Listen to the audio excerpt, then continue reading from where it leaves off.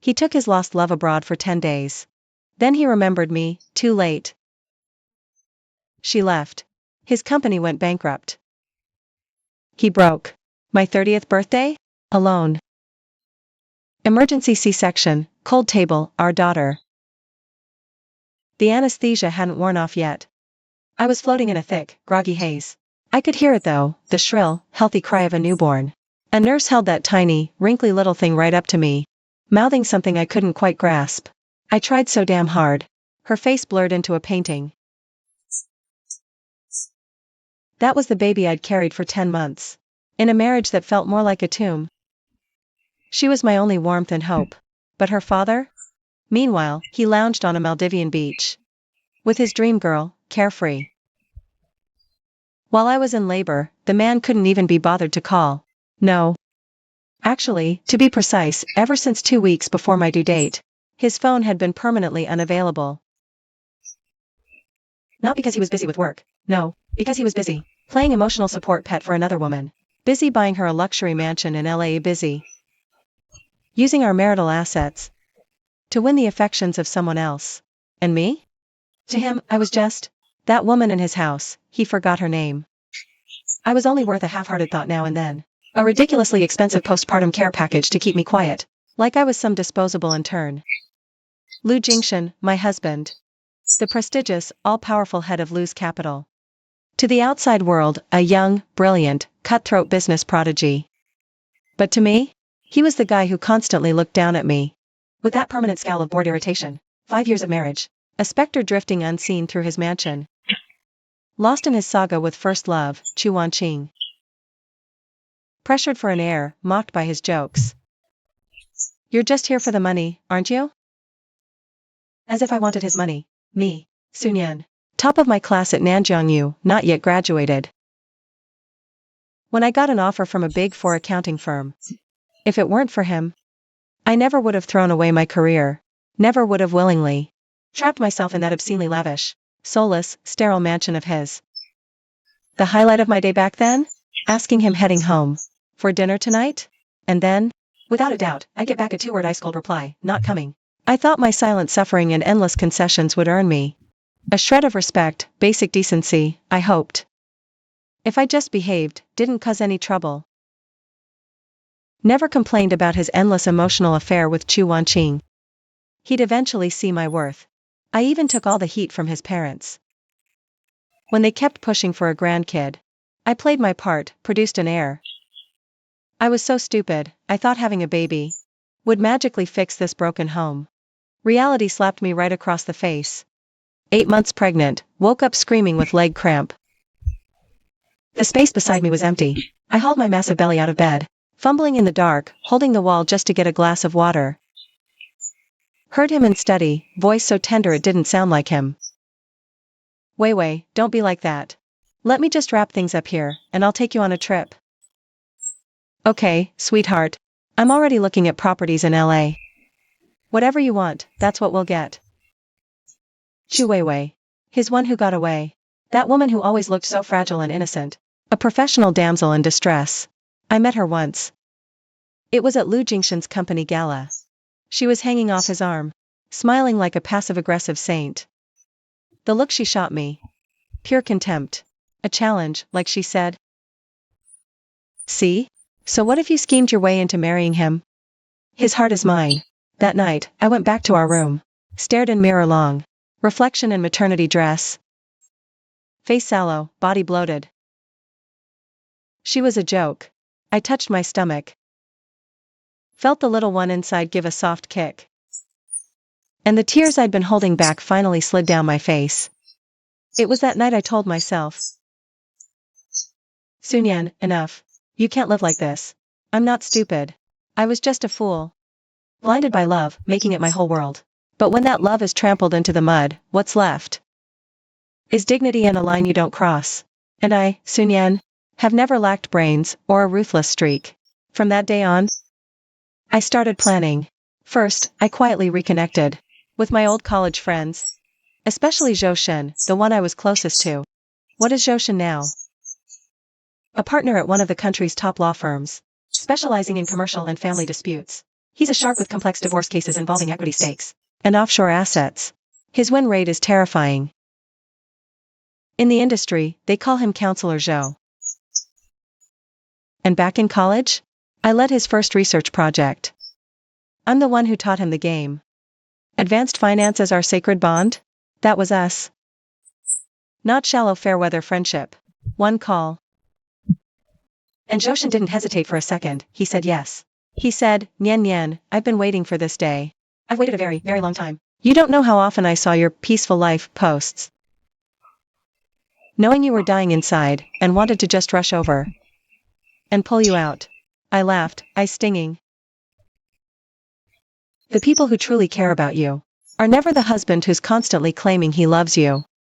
The next few months, I began the long, tedious process of collecting evidence. I majored in finance and interned at a Big Four accounting firm. So I have a natural instinct for this. A professional knows for it. Lu Jingshan probably never saw me as a threat, thinking I was just a trophy wife who stayed home reading and cooking, waiting for him to return. So he wasn't exactly discreet around me. When he took work calls in his study, I was right next door in the walk-in closet, using a tiny voice recorder to capture every one of his countless flirtatious calls with Chu Weiwei. When he worked late at the office, he sometimes used the home computer to log into his work email. And after he left, I'd use data recovery software to retrieve those financial files he thought he'd already deleted. Each transfer to Chu Weiwei, each bag, each hotel, all the spending records were sent right to his phone. And I, while he was in the shower or asleep, had already been saving screenshots of those transfers, one by one. The most critical piece was the seed capital for Lu's capital. Aside from him and me, probably nobody knows the truth about this. 5 years ago, he was starting out when we wed. He barely had a cent to his name. Against my parents' objections, I sold the downtown apartment. My pre-marriage gift, that 6 million yuan, all handed him as seed money. He painted this perfect picture. Nyen Nyen, when I make it, half this company is yours. You're my lucky charm, the most important person in my life. Heh, the most important person. Later, the company took off. He became President Lu with luxury and guards. The people around him changed batch after batch, and I never once heard him mention that 6 million yuan again. Even when he'd talk about his startup experience with others, he'd shrug it off. Family helped a bit. Family? His family had nothing but a hollow shell. That 6 million yuan was my blood and sweat, Sun Yan's, and mine alone. My parents saved up for most of their lives to buy me that safe haven. I spent 3 whole months compiling a complete property inventory and a forensic trail, from post-marriage real estate to the financial assets in his personal accounts, all the way to the equity structure of Lu Corporation, even the $20 million plus he funneled offshore through company channels. Every single transaction, as clear as the financial statements I prepared myself. I also got Joshin to help, from a professional standpoint, supplementing the legal basis and division proposals. It all came together into a 40-page evidence file. All was set. Just needed the moment. And that moment was the 10th day of his little getaway to the Maldives with Chu Weiwei, which also happened to be my due date. See? What a twisted joke. 9 months of pregnancy, the time I needed him most. And he was with his one who got away, on some exotic island, playing lovebirds. Whether I was in labor, if it was a boy or a girl, he'd hear it from the nanny. He can't even keep what my name is. He ran? Suran? Oh, no, neither. My name is Sun Yan. He couldn't even recall my name. The day I gave birth, I called a rideshare to the hospital. Alone. Nanny Zhao wanted to come. I refused. I didn't want anyone to see me in that pathetic state. Especially not if she went back and tipped off Lu Jingshan, ruining my plan. I'd already coordinated everything in advance with Joshin and the top-tier postpartum nanny I hired. As soon as the baby was born and all the paperwork was done, I was taking her and moving out to a high-end apartment Joshin had rented for me long ago. Orchid Court, a place known for its privacy and militant security. Even if Lu Jingshan tried to find us, it would take him a good while. My daughter Was born at 3:17 in the afternoon. 7.5 pounds. Her cries were loud and strong. When the nurse placed her in my arms, I finally got a clear look at her face. Tiny. Pink. A little furrowed brow. Like a cute little kitten. I kissed her forehead, and the tears finally broke free. Not out of self-pity, but out of heartache for her. Heartache she'd have an incomplete father's love before birth. Heartache that she would have to follow me, a single mother, facing every possible storm the future could throw. But I wiped those tears away fast. Crying is useless. Sunyan, from this day forward, you are her armor. As soon as the observation period was over, I took my child, grabbed the bags I'd packed earlier, and left the hospital with my confinement nanny, Aunt Zhao. I left behind at the villa. Her only task was to deliver an envelope. The envelope held no tearful complaints. No, it was a printout. Just asset summaries and a division draft. Plus a single note. It said, for any specific matters, please communicate directly with my attorney, Mr. Zhou Shen. I knew it. Knowing Lu Jingshan. Seeing that document would make him completely unhinged. Men like him, they're used to controlling everything and everyone. To find his meek, useless wife had been working behind the scenes, setting such a massive trap. That rage, the fury of being fooled and outmaneuvered, would cut deep. As expected, that night, I got his call. At the time, I was in the apartment at Lanting Elegance. The nanny fed my daughter. The little one, content, was sleeping peacefully in her crib. I was sitting on the sofa nearby, holding my phone with a message just sent from Zhou Shen. Asset freeze application submitted. The court is expediting it. Barring any surprises, it should be approved by tomorrow. My phone rang. It was Lu Jingshan. I hesitated for 2 seconds, then picked up. Sunyan. Where are you? Get back here. His voice was a low, suppressed fury. Like a provoked beast. You just gave birth. Why drag a newborn out? We can talk at home. Home? I almost laughed out loud. That villa. From deed to decor, to the place he'd bring Chu Weiwei to spend the night. What part of it ever felt like my home? I was invisible. A decoration he noticed on whim. In his parents' eyes, I was just a reasonably obedient surrogate. Lu Jingshan, that's your house. Not mine. My voice was calm. So calm it even surprised me. The letter of intent, you should have seen it. You have 72 hours. Talk to my lawyer. Sunyan, does it really have to be this way? His tone softened, trying the emotional card. All this, because I took Weiwei for air? You know she wasn't in a good place emotionally. I was just away clearing your one who got away's head. Dropping a few million of our marital assets on her. And conveniently going completely MIA around my due date. I interrupted him, my pace unhurried and cutting. Lu Jingshan. No need to explain. Your spending records did. The emails your assistant sent you. All those sloppy chat logs you forgot to delete from your phone. I've seen it all. Sick of it. Silence fell. Then his voice came through, dripping with disbelief. You went through my phone? Does it matter? I shot back. A chill finally creeping into my own voice. Your deeds dwarf my glance. Lu Jingshan, none of this matters anymore. You have 72 hours to present a sincere settlement offer. Otherwise, I'll see you in court. Oh, and just so we're clear, don't even think about going through my parents to find me, or poking around for my address. If I get wind of anyone harassing me or my family, I'll file a protection order too.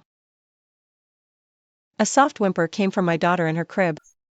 Startled by my voice, I immediately lowered my tone. The baby's crying. I'm hanging up. Wait, baby? I didn't give him a chance to speak, I just ended the call. From that day forward, the only contact between Lu Jingshan and me was strictly between lawyers. Zhou Shen and I worked together seamlessly.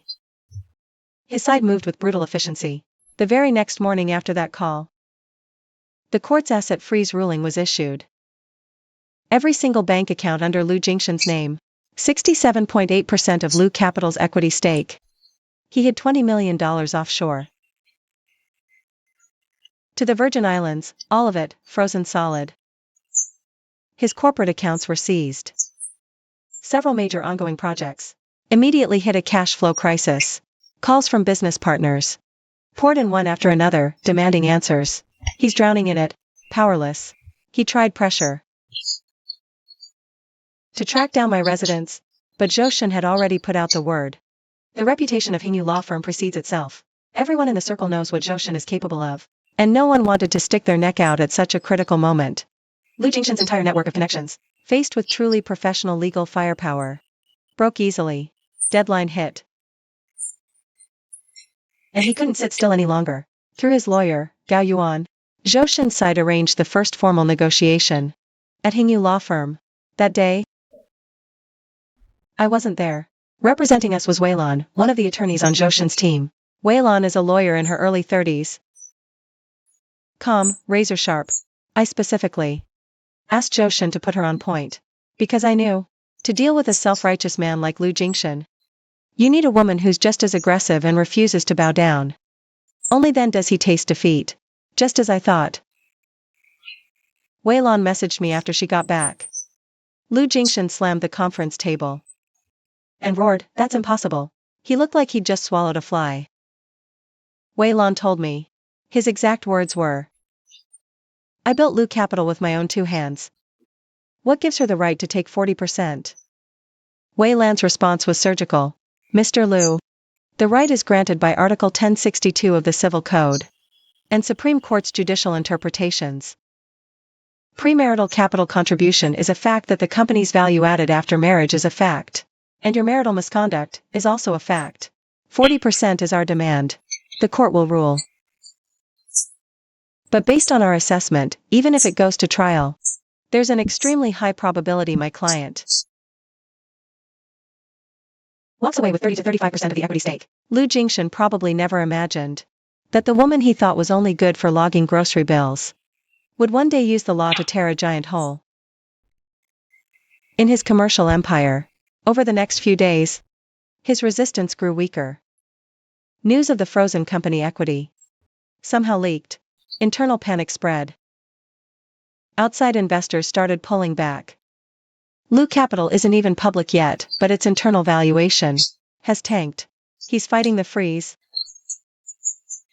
But the evidence Joshin's team submitted is airtight. The court's stance is clear until the case is fully adjudicated. The freeze holds. He's losing sleep now, drinking heavily and staring blankly at his phone. And Shu Weiwei, that manipulative little act, keeps calling with her whiny demands. Complaining about a mortgage issue on the LA house. Whining about him neglecting her. In the past, he would have gently soothed her. But this time, he finally snapped and shouted into the phone, "Get lost," and blocked her. When I heard about that, I was nursing our daughter. I looked down at the tiny, perfect human in my arms, feeding blissfully. A slight smile crossed my lips, but I felt no rush of triumph. Because I know, what Lu Jingshan has lost is so much more than money in that woman. What he's lost is a woman who once truly loved him, who was willing to give up everything for him, and a daughter he was supposed to hold in his arms. This was supposed to be a whole, complete family. And you can't put a price on that. The real turning point was when he used a private investigator to find my address. I knew he would. That's just who Lu Jingshan is. There's a stubborn, relentless streak in him. He'd never just go through the lawyers like he was supposed to. So of course he'd track me down. He'd try to use that same old steamroller approach to force my hand. Then he came to landing with Gao Yuan. I wasn't even surprised. It was dusk. I paced the living room, holding my daughter. She was wide awake after her bottle. Those big, dark eyes darting around, taking everything in. The nanny was in the kitchen prepping dinner, and Auntie Zhao was tidying the nursery. Yes, Auntie Zhao begged to stay, crying her family was broke. And she really needed this job. I saw how genuinely she cared for my daughter, so I kept her on. When the bell rang, Auntie Zhao got the door. Then I heard her panicked voice. "Sir?" Lu Jingshan just pushed his way inside, with a grim-faced Gao Yuan right behind him. He looked worse than I'd expected. Hollow eyes. Dark stubble shadowing his jaw. A wrinkled suit hanging off him. He looked completely hollowed out. Not a trace left of that arrogant, polished CEO. I stood frozen, holding my daughter, watching him. I didn't say a word. His eyes swept the apartment, and then locked onto me and the baby in my arms. That look, it was like staring into murky water. Sun Yan. His voice was hoarse. He was trying hard to sound calm. Let's just talk. I know I screwed up. Royally. Attorney Gao's here too. We've got a new agreement. To secure a future for you and our daughter. Get out, I said. He froze. I said, get out, I repeated. My voice was low, but ice cold. Or do I call the cops right now? And report you for harassing a new mother and her baby? Gao Yuan rushed in to smooth things over. Ms. Sun Yan. Mr. Liu genuinely wants to fix this. Look at the new agreement. Child support tripled, plus a lump sum payoff. Mr. Gao. I turned to him. A mocking smile curving my lips. You're a professional lawyer. You know better than I do that with my attorney. Already formally involved. And having issued a final negotiation deadline. Contacting me directly, bypassing my legal counsel, is a violation. Especially a vulnerable party, beyond unprofessional. It could even be seen as attempting to obstruct a legal proceeding. Do I need to remind you about the rules of professional conduct for lawyers? Gao Yuan's face immediately flushed red. He was completely tongue-tied. Lu Jingchen's expression darkened even further. He clearly hadn't expected that not only was I unintimidated, but I could actually render a veteran lawyer like Gao Yuan completely speechless. He took a deep breath, and the calm facade finally cracked. Replacing it was a condescending, menacing glint. Sharp and hostile. Sun Yan. Don't push your luck. He stepped closer, closing the distance. You think just because you've got Zhoushan backing you, and rented this place, you can stand up to me? Let's get one thing straight. You are my legally wedded wife, Lun Yan. And that child in your arms? She's my daughter. Did you really think, with whatever evidence you've scraped together, you could take half of my assets and run off with my child? His gaze, cold as a viper, coiled around the baby in my arms. His tone dropped to a blatant, chilling threat. His tone turned chilling. She's still fragile. On the run with you, no proper roof. You think a judge would grant custody? I have 100 ways to run you out of this city. Leave you too broke to raise your own child? I didn't back down. I didn't flinch. I just watched him, in perfect stillness. Watching the man I once believed I could entrust my entire life to reveal the ugliest, most pathetic side of himself. There was only one emotion left in my heart. Are you done? I asked, my voice eerily calm. My reaction threw him off. A flicker of confusion crossed his eyes. Right then, the master bedroom door opened. Zhoushan stepped out. He was wearing a light blue shirt, sleeves casually rolled up, and gold-rimmed glasses, solid and composed. He held a document, as if he'd just been pulled from work. He stopped short, taking in the scene in the living room. His gaze swept calmly over Lu Jingchen's livid face, and Gao Yuan's awkward stance before finally landing on me. His brow furrowed almost imperceptibly. A silent question. Zhoushan, everything's fine. I gave him a slight nod. Just a small complication. Zhoushan walked over, casually as you please, positioning himself between me and Lu Jingchen. He pushed up his glasses, his gaze sharp as a scalpel. Mr. Liu, watch your mouth. His voice was low, but carried an authority that brooked no argument. First, this is the legally rented residence of Ms. Sun Yan. I am her attorney, here at her request to discuss her case. We are working. Your actions already constitute harassment and defamation. Second, he turned his head to look at Gao Yuan. His eyes showed undisguised doubt. Attorney Gao, I would have thought someone with your professional integrity would at least remind your client of basic legal boundaries and litigation ethics. Clearly, I overestimated you. Gao Yuan's face cycled through shades of green and white. His lips trembled, but in the end, no words came out. Zhoushan looked away from them, turning to me. His tone flat. The extra evidence we discussed. I've organized them. In particular, how he used company channels to siphon profits to an overseas linked account, attempting to avoid asset division. We've received the bank's verification receipt. Lu Jingshan's face instantly went sheet white.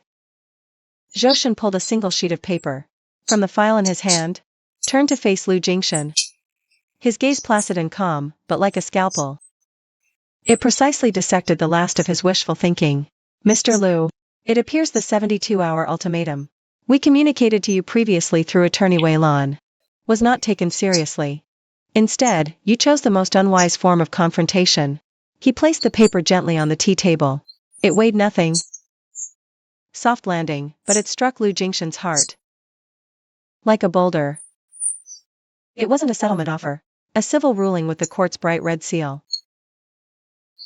An asset freeze, and the contents of the ruling didn't just target the bank accounts Lu Jingshan was already aware of.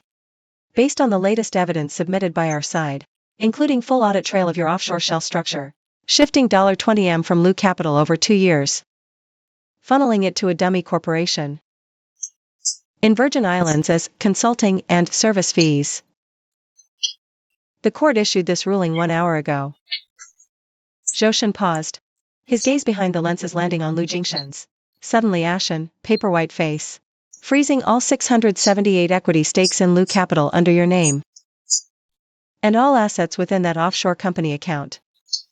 The words asset freeze hit him like 4 ice picks. They drove straight through Lu Jingshan's eardrums. His vision went dark. His body swayed. He instinctively grabbed the back of a sofa. That was all that kept him upright.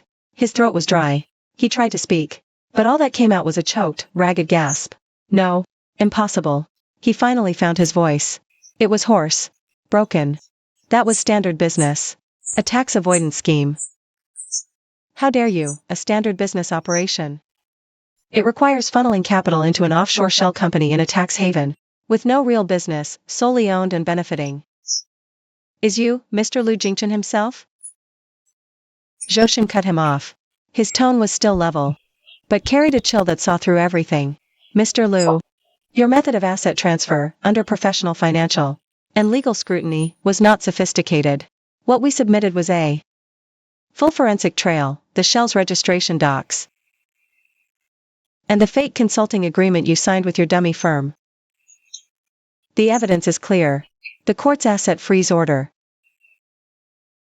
is entirely legal and compliant. He turned slightly, looking toward the child who had been awakened by Lu Jingshan's roar, now squirming restlessly in my arms, whimpering. A faint frown crossed his face again. Sunyan, the baby seems frightened. He lowered his voice.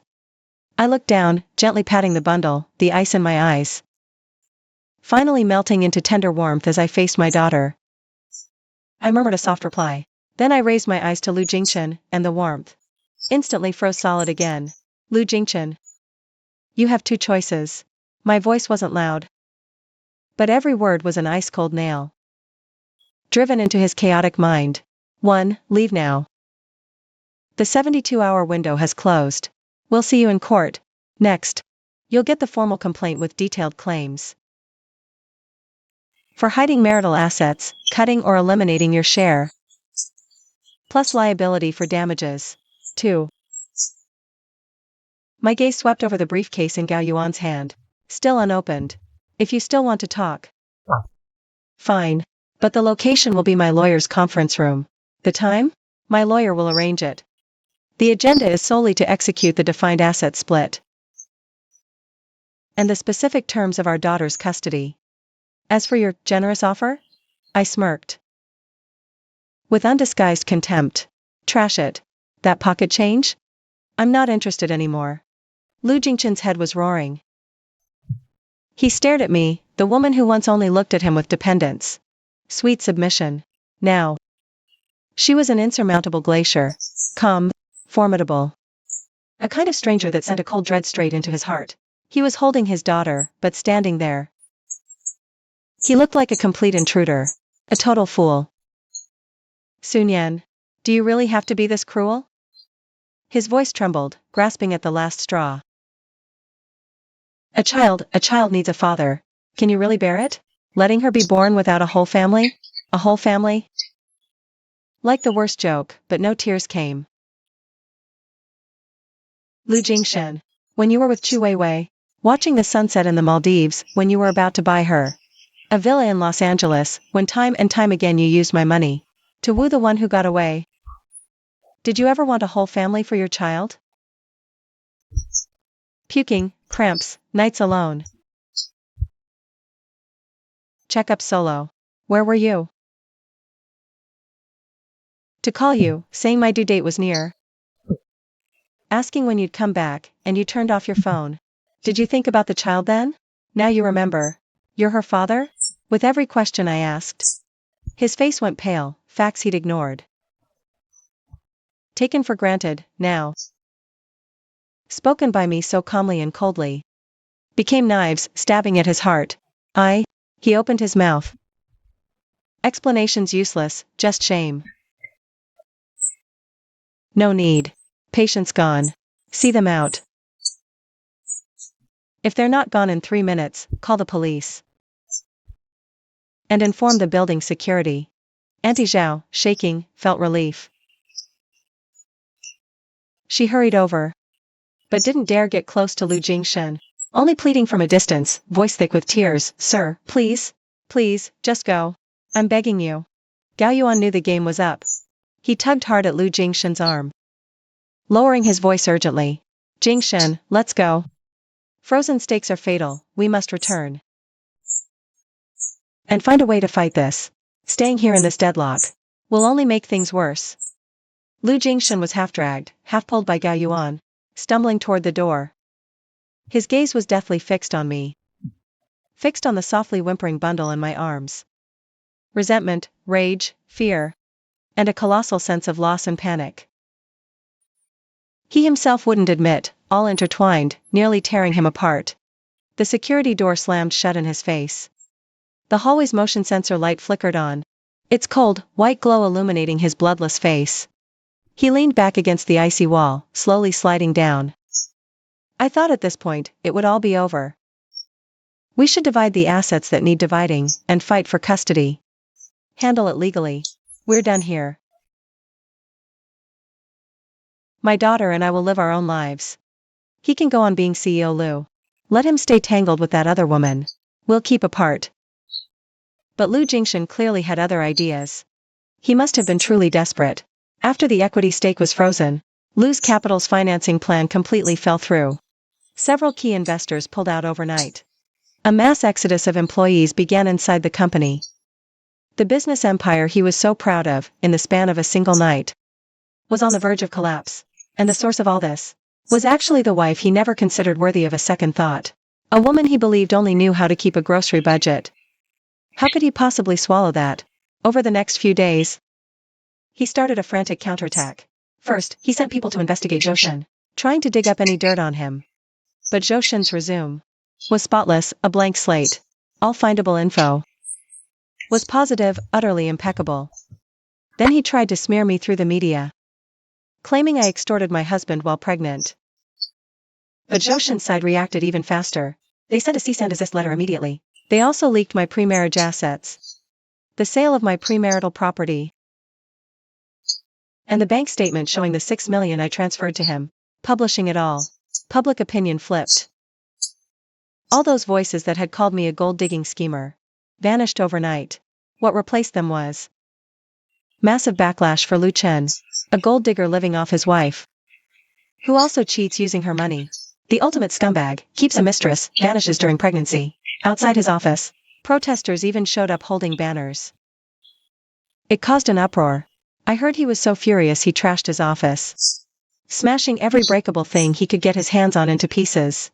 But none of that was what broke him the most. It was the USB drive I mailed him. There was only one video file on that drive. It was something I had Zhou Shen help me record. The scene in Lan Tingyaju's living room. Soft, warm lighting. I was wearing a comfortable cream-colored cashmere sweater, my long hair draped gently over my shoulders. I looked much healthier than I did postpartum, my face even held a soft, gentle smile. I was holding our daughter in my arms. The camera zoomed in, letting Lu Jingshen see his daughter for the first time. Her tiny face, skin so fair and rosy, eyes closed. Long eyelashes, her little lips slightly pursed. Sleeping peacefully. She was wearing a little pale pink outfit. She was wrapped in a soft blanket, looking so tiny. So fragile, yet so incredibly beautiful. My fingers gently brushed her delicate cheek. My eyes burned with love through the screen. Then, I lifted my head and looked directly into the camera. My smile froze into calm detachment. Lu Jingshan. I spoke to the lens. My voice was clear and steady. This is your daughter. Sun Yenan. That's the name I gave her. Nian is for memory and moving on. And is for safety and serenity. I wish her a life of peace and tranquility. Untouched by hollow affections and cruel schemes. You missed her birth. You missed the moment she opened her eyes. You missed her very first look at this world. You missed her very first smile for me. My tone was flat, emotionless. No accusation, just a simple statement of fact. You missed it all. Everything a husband and father should never have missed. This video is for you to see, and it's also evidence. Ready for any future proof of ability. And the absolute resolve to give Nianan the best care. And a stable, loving home. As for you, I paused. My gaze piercing the lens, as if I could see right through the screen. To the pathetic, disheveled mess Lu Jingshan was at that very moment. Watch yourself. We'll settle this in court once and for all. Video ends. I later heard from Gao Yuan that after Lu Jingshan finished watching this video, he smoked all night in his study. The ashtray overflowed like a miniature mountain. The next morning, he walked out of the study with bloodshot eyes. And said just one thing to Gao Yuan. Contact Zhou Shen. Their terms? I agree to all of them. Gao Yuan froze. Barely able to believe his ears. You have to understand. Just a few days before, Lu Jingshan was still gnashing his teeth, swearing he'd sell the company itself. Before letting her win. Yet now, he was actually volunteering to unconditionally accept every single one of their demands. Jingshan, are you sure? Gao Yuan asked, walking on eggshells. Lu Jingshan didn't answer. He stared out, hollow-eyed. Something very, very far away. After a long silence, he finally rasped out a single sentence. Gao Yuan, I missed it all. The negotiations restarted. This time, Lu Jingshan completely surrendered his resistance. The divorce agreement draft Zhou Shen's side presented was meticulous and ruthlessly severe. It covered almost every conceivable point of conflict. Regarding the asset division, Lu Jingshan is transferring 35% of Lu Capital's equity stake to me, with no conditions attached. And he will cooperate with all corporate registration changes. As for the assets he moved offshore that we've already traced, roughly 23 million, he must compensate me 15 million in cash, within 3 months of the agreement taking effect. After deducting what's been deemed legitimate operating expenses, the remaining joint assets, real estate, vehicles, financial holdings, will be divided according to a detailed inventory. I own the penthouse at Cloud Peak downtown, plus the corresponding bank accounts. For custody of the child, my daughter, Sun Yenan, will live with me. Lu Jingshan gets visitation rights. Specifically, twice a month, no more than 6 hours at a time. With at least a week's notice. I decide the location. Generally a public place or a designated children's venue. And I have the right to be present. Lu Jingshan must pay substantial monthly child support until she reaches adulthood, and cover 50% of major expenses like education and medical care. The agreement is also very clear. If Lu Jingshan interferes with our lives, or tries to poison my daughter against me, I can end his visits and sue. Also, clauses split debts, plus an NDA, and a mutual non-disparagement clause. Every single page reads like a signed confession. A record of Lu Jingshan's failure and its cost. The day he signed, I wasn't there. Zhou Shen and Wei Lan handled it on my behalf. Zhou Shen told me later that when Lu Jingshan put pen to paper, his hand was shaking so hard, the signature looked like he'd used every last ounce of strength. The day after he signed, as agreed, Lu Jingshan and I were to go to the Civil Affairs Bureau to file for divorce. To avoid any unnecessary contact or drama, Zhou Shen and Gao Yuan coordinated it in advance, staggering our arrival times. I went first. I had the nanny watch Nyanan at home. And went to the bureau by myself. I wore a tailored beige trench coat, my hair swept up. Wearing light makeup. I looked sharp and composed. When Lu Jingchen arrived, I sat on a metal chair. He saw me, hesitated for a second, then slowly walked over. He was thinner, eyes sunken, face worn down by exhaustion and defeat. He was gripping a small velvet box in his hand, hesitant to speak. "You're here," I said first. "Yeah," flat. His eyes darted behind me, searching. "Don't bother. She's not here. This is divorce, not visitation." The color drained from his face. He opened his mouth, but nothing came out. The process was fast. The clerk seemed utterly unfazed by this kind of cold, lawyer-accompanied divorce. A stamp, the marriage certificates were confiscated, and the divorce decrees were issued. 2 bright red booklets, traded in for 2 dark crimson ones. Parting ways for good. Separate joy. Harsh sun outside. Lu Jingchen followed me out. Hesitated, then stepped forward. He held out the little velvet box. "For Nyanan. A token." I stared at the box, didn't take it right away. "Lu Jingchen. Nyanan doesn't need expensive gifts like this. What she needs is a stable, safe, loving environment. I can give her that now." His hand froze in midair, his face growing even paler. I know I have no right. This is just a father's simple gesture." "A simple gesture? Is that when a father vacations abroad for 10 days with another woman, while his wife is approaching her due date?" I asked softly. There was no anger. Just a detached, matter-of-fact inquiry. He was speechless. His hand fell to his side, limp. I glanced over his pale face, and eventually reached out and took the box. I opened it. Inside was a solid gold longevity locket, engraved with the words peace and joy. Exquisite craftsmanship. Clearly worth a fortune. "I'll take this as a keepsake from you to Nyanan." I closed the lid. Looked up at him. "But Lu Jingchen, remember every single clause in that agreement. Especially the visitation schedule. Don't complicate things beyond this point. Nyanan is my line in the sand." "I understand," he murmured, his eyes hungrily searching behind me, as if to see the child. But she wasn't. I turned away, walked to the black sedan waiting by the curb. Zhoshen stepped out of the driver's seat, gave me a quick look, and asked softly, "You okay?" I shook my head. Then, casually, he opened the rear door for me. After I got in, he returned to the driver's seat and started the car. The black car drove off and vanished. In the rearview mirror, I saw Lu Jingchen, still standing there, empty-handed. Sunlight wrapped around his frame, so warm to the touch. Stood frozen, trapped in ice. Gao Yuan walked up beside him. Reached out, patted his shoulder, wanting to say something comforting. But in the end, couldn't find a single word. Lu Jingchen slowly turned around and walked toward his Maybach, the one that once screamed status. Car stayed, light on frame.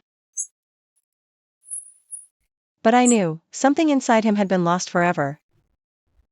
Post-divorce, life realigned. Lu's capital completed the equity restructuring. I became a significant shareholder, holding 35% of the stakes. I don't get involved in day-to-day operations, but I hold veto power over any and all major decisions. The 15 million in cash Lu Jingchen was forced to make up hit my account. I used part of it. Bought luxury flat, safer, a better environment, a top-tier community.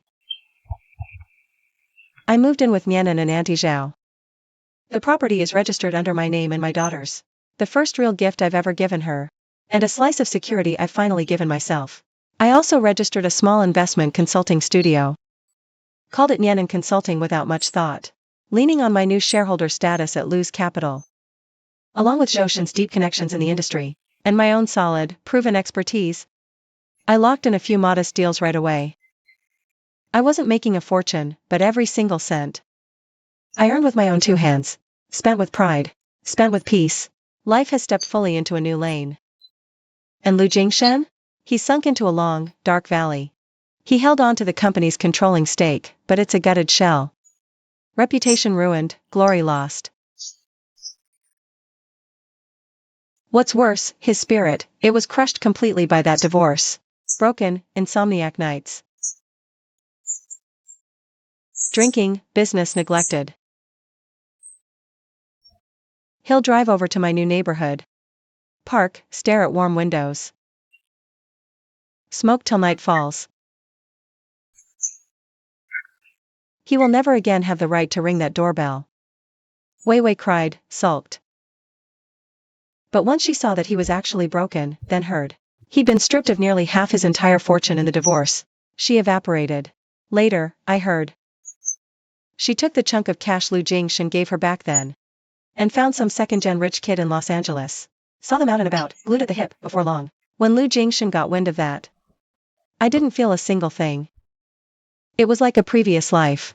According to our agreement, he gets to see his daughter twice a month. The visits were usually at indoor playgrounds, family-friendly restaurants, or parks. I was always there. Sometimes sitting far away, on my phone. Or my laptop, working.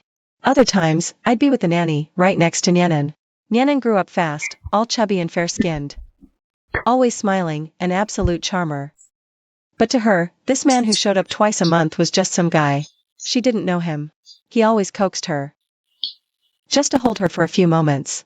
During one visit, Nianan was toddling around the playground.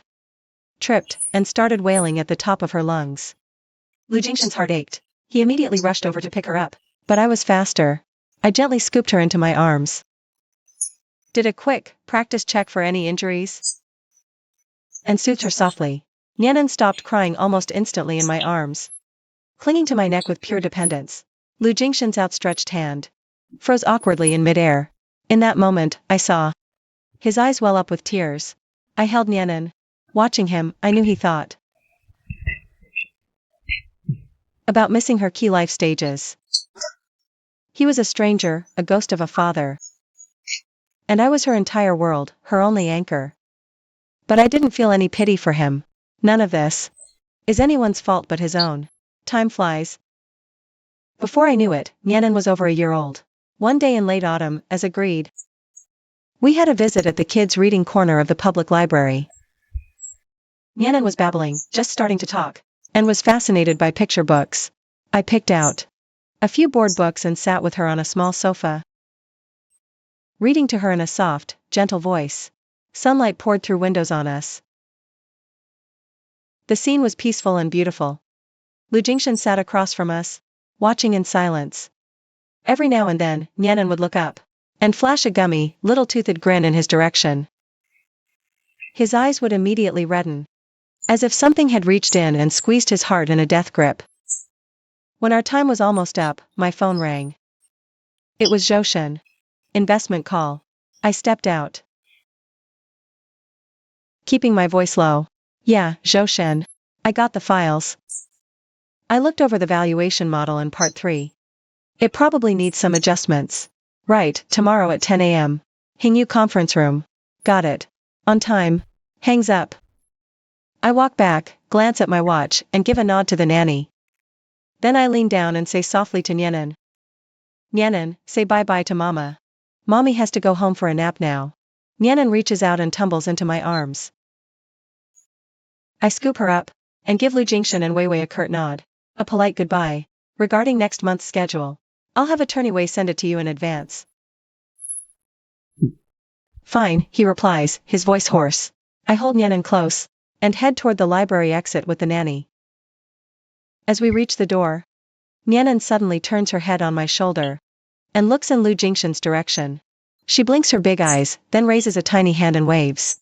An unconscious, little farewell gesture. I feel the gaze at my back instantly ignite with a burning intensity. I pause mid-step, turn sideways to glance back at him. Through the library's glass and shelves, our eyes meet briefly. My gaze is calm, like looking at a familiar stranger. Then I turn back around, push the door open, and step outside. The autumn sun is brilliant, Crisp and clear, its warmth sinking into my skin. In my arms, Nyenin babbles, tiny hands grabbing my collar. Her soft little cheek presses against my neck. I look down and kiss her forehead, whispering, Nyenin, let's go home. Behind me, through the glass window, Lu Jingshan is still standing there, frozen, unable to move. Inside the library, the sounds of children's laughter, turning pages, and parents' quiet, soothing murmurs all weave together, full of vibrant life. But his world, in that very moment, seems to have fallen completely silent. Only floor wreckage, never mended, and lifelong regret and solitude. I know. From now on, in Yanan's life and mine, no place for him. I gave him chances. He destroyed every last one with his own hands. And I, Sunyan, I'm not the kind of woman who stumbles into the same pit twice.